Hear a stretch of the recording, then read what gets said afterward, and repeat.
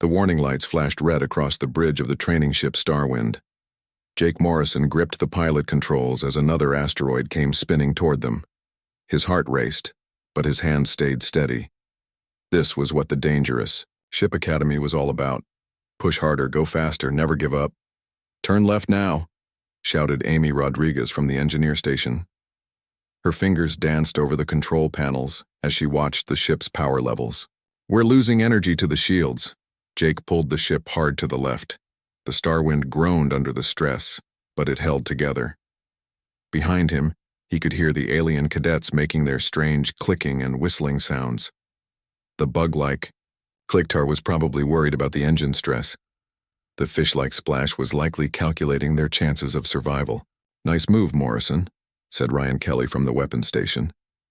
The big guy from Texas always stayed calm during these training runs. But we got 3 more rocks coming at us from the right. Sophie Turner looked up from her communication station. The blonde girl from California had joined the academy to learn about talking to aliens, but she was getting good at reading the battle computers too.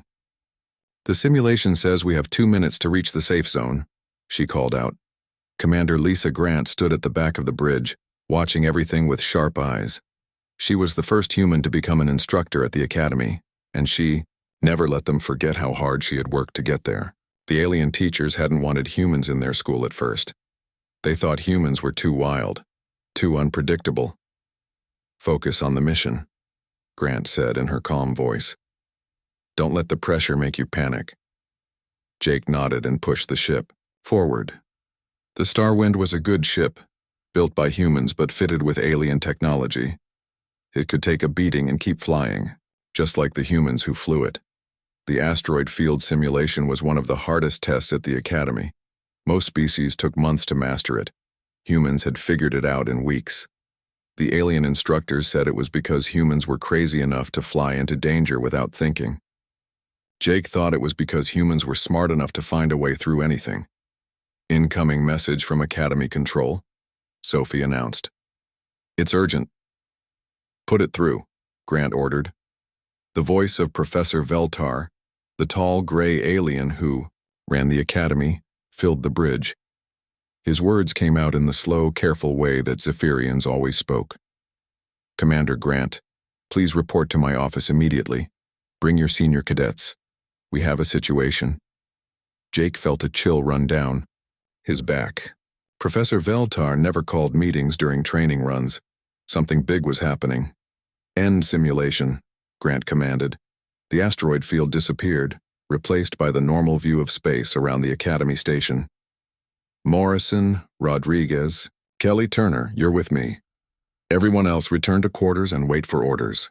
The 4 humans followed Grant through the long corridors of the Academy. The walls were covered with pictures of famous battles and great ships from dozens of different worlds. Jake always felt small walking past them. The Academy had been teaching space combat for over 1,000 years. Humans had only been in space for a few hundred. They entered Professor Veltar's office to find him standing next to Captain Thurok, the massive red-skinned Drachnian who taught weapons and tactics. Both aliens looked worried, which was never a good sign. Sit down, please, Veltar said, pointing to the chairs around his desk. We have received a distress signal from the outer rim of the galaxy.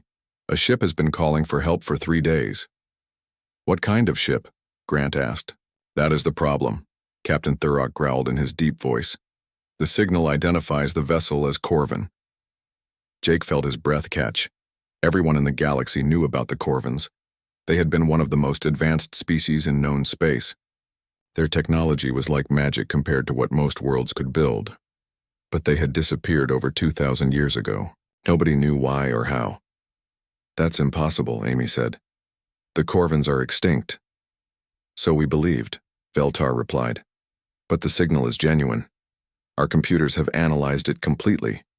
It is definitely a Corvin research vessel called the Whisper of Eternity. Could be a trap, Ryan suggested. Someone using old Corvin technology to lure ships into danger. We considered that possibility, Captain Thurok said. But our long-range sensors show the ship is badly damaged. It appears to be drifting without power. If it is a trap, it is a very convincing one. Grant leaned forward in her chair. What? Do you want us to do about it? Nothing, Veltar said firmly. This is far too dangerous for cadets. We will send a full military team to investigate.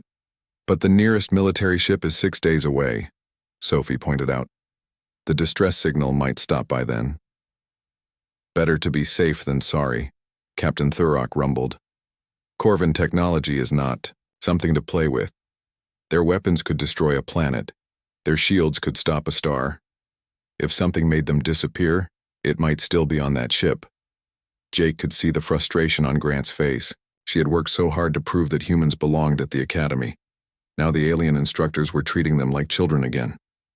Commander, Jake said carefully, what if this is exactly the kind of mission we're training for? The academy is supposed to teach us how to handle dangerous situations. This is definitely dangerous. Too dangerous, Veltar repeated. I will not risk cadet lives on something so unknown. The academy motto is, into danger, through danger, beyond danger, Amy added. We didn't come here to play it safe. Grant stood up slowly. Jake could see her making a decision. Professor, with respect, I think my cadets are ready for this. We've been training them for months. They've passed every test you've given them. No, Captain Thurrock said flatly. Absolutely not. Then I'll take full responsibility, Grant replied. If something goes wrong, it's on me, not the academy.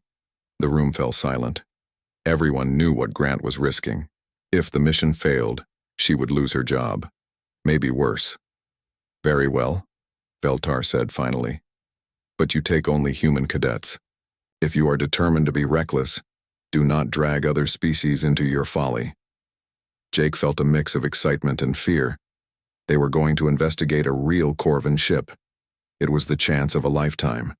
It was also probably going to get them all killed. But that was what being human was all about. The Starwind moved slowly through space toward the ancient ship. Jake kept his hands light on the controls as they got closer to the Whisper of Eternity. The Corvin vessel was huge, almost 3 times the size of their training ship. Its dark, metal hull was covered with strange symbols that seemed to glow faintly in the starlight. I'm getting some weird readings, Amy said from her station. The ship should be dead after 2,000 years, but there's still power flowing through it somehow. How is that possible? Sophie asked. She was recording everything for their mission report. No power source lasts that long. Corvin technology was different from ours, Grant explained. They could do things we still don't understand. That's why they were so powerful before they disappeared. Ryan was watching the weapon sensors carefully. I'm not seeing any active weapons, but that doesn't mean much. A ship this old might have systems we can't detect. Jake guided the Starwind closer to the alien vessel. The Corvin ship had docking ports, but they were built for much larger ships. Commander, we're going to have to use the emergency airlocks. I can't match with their main docking system. Do it, Grant ordered. But be ready to pull away fast if anything goes wrong. The docking process took 20 minutes. Jake had to use all his training to line up the small Starwind with the massive Corvin ship. When the airlocks finally connected, everyone held their breath. Seals are good, Amy reported. Air pressure is stable on both sides, but the atmosphere over there is really old. It might not be safe to breathe. We'll use breathing masks, Grant decided. Everyone grab emergency gear. This is a real mission now, not a training exercise. They suited up in the small airlock between the ships. Jake checked his breathing mask twice, then helped Sophie with hers. The emergency suits were bulky and uncomfortable, but they would keep them alive if the Corvin ship had problems. Remember, Grant said as they prepared to cross over, we're here to investigate and report back. We're not treasure hunters. Touch only what you need to touch. Record everything. The airlock door opened with a soft hiss. Jake stepped through first, his boots making loud clanking sounds on the metal floor of the Corvin ship. Emergency lights came on automatically as they entered, casting long shadows down the corridor. The ship knows we're here, Ryan said, his hand moving toward his weapon. Those lights didn't turn on by themselves. Easy, Grant warned. The distress signal is still broadcasting. Something on this ship wants to be found. They moved slowly through the corridors. The walls were covered with the same glowing symbols they had seen on the outside. The symbols seemed to pulse with a soft blue light that matched their heartbeats. "This is incredible," Amy whispered, running her scanner over the walls.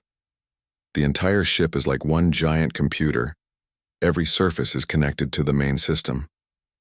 "What kind of system could run for 2,000 years?" Sophie asked. "Something that doesn't need repairs," Jake answered. "Something that can fix itself." They followed the corridor deeper into the ship. The walls gradually became more organic looking, less like metal and more like living tissue.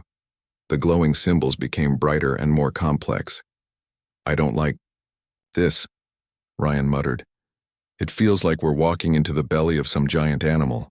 "The distress signal is coming from the center of the ship," Grant said, checking her equipment. "We need to keep going." After 10 more minutes of walking, they reached a massive circular chamber. In the center stood something that took their breath away. A crystal the size of a small building pulsed with brilliant light. The crystal was beautiful and terrible at the same time, like a frozen piece of lightning. "What is that thing?" Jake asked. Amy's scanner was going crazy. "It's alive," she said in amazement. "Not just a power source, it's actually alive. The readings show brain activity, nervous system responses. This crystal is thinking." The moment she said those words, something incredible happened. A voice spoke inside their heads, not through their ears but directly into their minds. "Welcome," the voice said. It was neither male nor female, neither young nor old. "I have been waiting so long for visitors who could hear me." The 4 humans looked at each other in shock.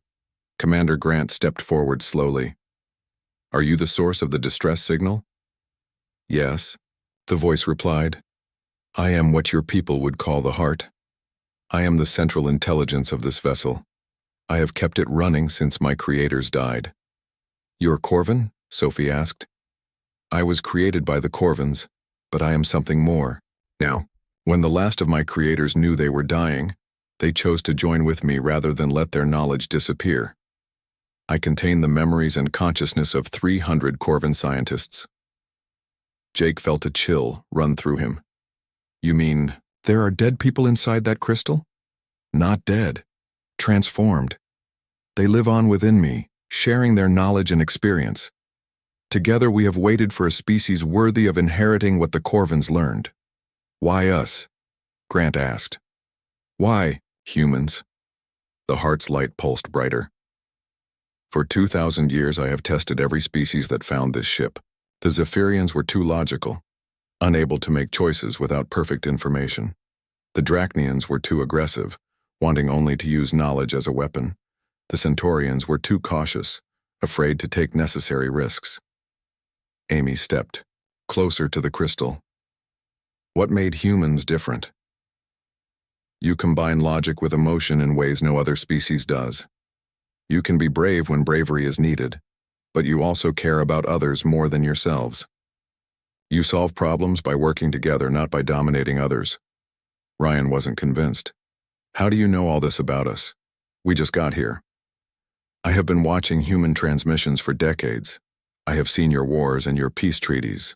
I have watched how you treat other species, how you learn from them instead of trying to control them. You are what the Corvins hoped to become but never achieved." The crystal began to pulse faster. "I can give you technology that will make humanity the most powerful species in the galaxy. Weapons that can destroy stars, shields that can protect entire planets, ships that can travel between galaxies in days instead of years." Jake felt his excitement building. This was beyond his wildest dreams. Humanity could become the rulers of the galaxy. But something in the heart's voice made him hesitate. "What's the catch?" "There's always a catch." The heart was quiet for a long moment. "The knowledge can only be given to pure humans. No aliens can be present when the transfer happens. And once you receive it, you will no longer be able to form emotional bonds with non-human species." "The technology responds only to human thoughts and feelings," Sophie gasped.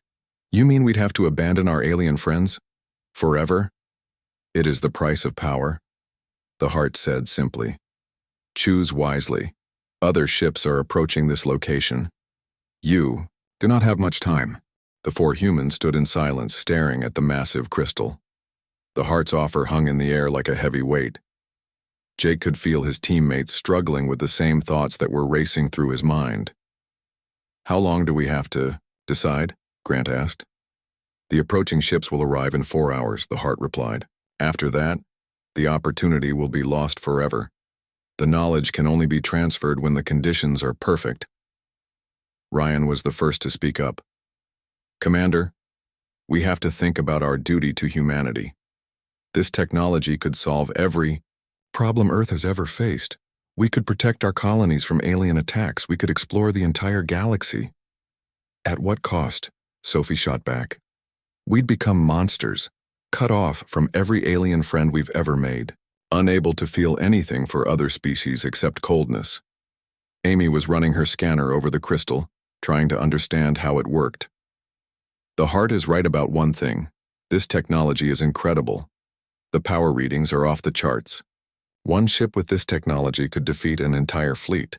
Jake thought about Kliktar, the bug-like alien who had helped him with his engineering homework. He thought about Splash, who had taught him how to navigate underwater planets. These weren't just classmates. They were friends. Real friends. "What happened to the Corvins?" Jake asked the Heart. "If this technology was so great, why did they disappear?" The crystal pulsed dimly. They became too isolated, too focused on their own advancement. In the end, they had no allies when the Great Plague struck their worlds. They were powerful, but they were alone. "And you want us to make the same mistake?" Sophie demanded. "I want you to learn from their errors," the Heart said, "but the choice must be yours." Grant walked closer to the crystal. "What if we refuse? What happens to all this knowledge?" "It dies with me," the Heart answered. "I am old, even by Corvin standards. This ship will not survive much longer. When I fade, everything the Corvins learned will be lost forever." The weight of that statement hit them all. Thousands of years of scientific advancement gone forever. It seemed almost criminal to let it happen. "There has to be another way," Amy said. "Some compromise. Some way to save the knowledge without giving up our humanity." "There is not," the Heart said firmly. "The technology is linked to emotion and thought patterns. It cannot function properly. With mixed species input, it would become unstable, dangerous." Ryan turned to face his teammates. "Look, I know this is hard, but we're talking about the survival of the human race. There are species out there that could wipe us out if they wanted to. With this technology, we'd never have to fear anyone again." "Fear isn't always bad," Sophie argued. "Fear keeps us humble. It keeps us working with others instead of trying to dominate them." Jake felt torn in half. Part of him wanted the power, wanted to make humanity the strongest species in the galaxy. But another part of him remembered why he had joined the academy in the first place. It wasn't to become superior to aliens. It was to prove that humans could work alongside them as equals. "What about our friends back at the academy?" Jake asked. "Ryan, Kliktar helped you fix your combat simulator last week. Splash saved your life during that underwater training mission. You're going to throw all that away?" "I'm trying to save humanity," Ryan replied. "Sometimes that means making hard choices." Amy looked up from her scanner. "I'm detecting energy fluctuations in the Heart. It's getting unstable. The stress of this conversation is affecting it." The crystal's light began to flicker. Warning alarms started sounding throughout the ship. "You must decide soon," the Heart said, its mental voice weaker now. "The approaching ships are moving faster than expected. They will arrive in 2 hours, not 4. Grant checked her communication device. "It's Professor Veltar and Captain Thurrock. They're coming in the Academy's fastest ship. They're risking their careers to save us," Sophie said. "They could get in serious trouble for leaving the Academy without permission. Or they're coming to stop us from getting the technology," Ryan countered. "They've never wanted humans to be equal to other species. This is their chance to keep us weak." Jake shook his head. "That's not true. Professor Veltar spent extra time helping me with my navigation training. Captain Thurrock recommended me for advanced combat classes. They want us to succeed." The ship shuddered around them. The Heart's flickering was getting worse. "The decision is tearing the Heart apart," Amy warned. "If we don't choose soon, The whole ship might explode. Then we choose, Grant said firmly. We're the senior class. This is what we trained for, making the hard decisions. So what's it going to be? Ryan asked. Do we take the power and save humanity? Or do we let it all die for the sake of alien friendships? Jake closed his eyes and thought about everything that had brought him to this moment. The Academy had taught him more than just how to fly ships and fight battles. It had taught him what it meant to be human in a galaxy full of different species. Humans weren't special because they were stronger or smarter than everyone else. They were special because they could look at a bug-like alien or a fish-like alien and see a friend instead of an enemy. They could work together with species that were completely different from them. I know what we have to do, Jake said, opening his eyes. But none of you are going to like it. The heart's light flared brighter, sensing his decision. Tell me, young human, what is your choice? Jake looked at his teammates, at Commander Grant, at the incredible crystal that held the knowledge of an entire civilization. We're going to try to save everyone. The knowledge, our friends, and our humanity, all of it. That is impossible, the heart said. Maybe, Jake replied. But we're human. Impossible is what we do best. The ship shuddered again, more violently, this time. Through the chamber's windows they could see lights approaching in the distance. The rescue ships were almost there. How? Amy asked. How do we save everything? Jake smiled, the plan forming in his mind. We're going to show the heart what it means to be truly human, and we're going to do it before this ship tears itself apart. The crystal pulsed once, brightly, as if it was curious to see what these strange creatures would try next. Jake stepped closer to the flickering crystal. The heart's light was growing weaker with each passing moment. The ancient ship groaned around them as systems began to fail. You want to understand humans? Jake said to the heart. Then let me show you something. Amy, can you connect your scanner to the heart's communication system? Amy's fingers flew over her equipment. I think so. But why? What are you planning? Trust me, Jake said. He activated his communication device and switched to the emergency frequency that connected to the Academy. Clicktar, Splash, can you hear me? The reply came through with static and interference, but it was clear enough. Jake, you are alive. It was Clicktar's clicking voice. We were so worried. The professors left to find you, but we thought you might be dead. We're okay, buddy, but I need your help, both of you. Can you access the Academy's communication system and patch through to our location? Of course. Splash's watery voice bubbled through the speaker. Anything for friends. Amy looked confused. Jake, what are you doing? The heart said the technology only works with pure human emotions. That's because the heart doesn't understand what human emotions really are, Jake replied. He turned back to the crystal. You've been studying humans from a distance. You've watched our movies and listened to our radio signals, but you've never experienced what makes us truly human. The heart's light pulsed weakly. Explain. Our strength doesn't come from being pure or separate, Jake said. It comes from our connections with others, even aliens, especially aliens. Through Amy's scanner connection, Jake could hear more voices joining the communication channel. Not just Clicktar and Splash, but other alien cadets from the Academy. They were all talking at once, worried about their human friends. The human cadets are in danger, came the voice of Zex, a plant-like alien from the agricultural worlds. We must help them somehow. If only we could reach them, added Vorth, a crystalline being from the asteroid colonies. Sophie caught on to Jake's plan. Heart, can you hear them? Can you feel how much they care about us? The crystal's light flickered, but not from weakness this time. It was surprise. These aliens, they are genuinely concerned for your welfare. They are not pretending. Of course they're not pretending, Ryan said, finally understanding. They're our friends, real friends. We've trained together, studied together, helped each other through the hardest parts of Academy life. Through the scanner, more alien voices joined the conversation. Stories began pouring through the connection. Clicktar talked about how Jake had helped him understand human humor. Splash described how Sophie had taught her about human art. Dozens of aliens shared memories of kindness and friendship from their human classmates. The heart's light began to change.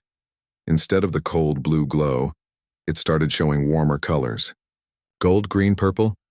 I do not understand, the heart said, its mental voice filled with confusion. The Corvins taught me that emotional bonds with other species made you weak. That pure focus on your own kind was the path to strength. The Corvins were wrong, Grant said firmly.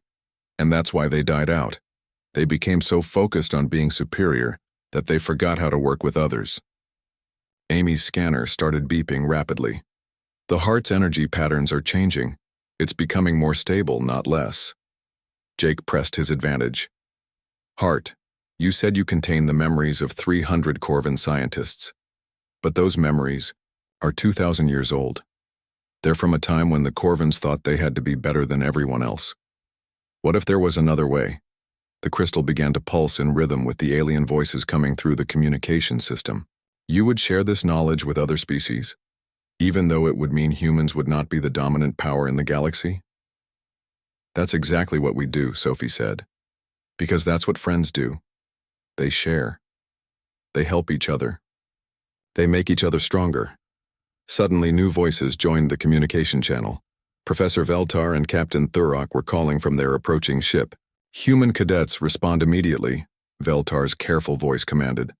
Your ship's energy readings are off the charts. What is your situation? We're trying to save everyone, Professor, Jake replied, including you. What does that mean? Captain Thurok growled. Through the scanner connection, Jake began explaining what they had found. The heart, the Corvin knowledge, the terrible choice they had been given.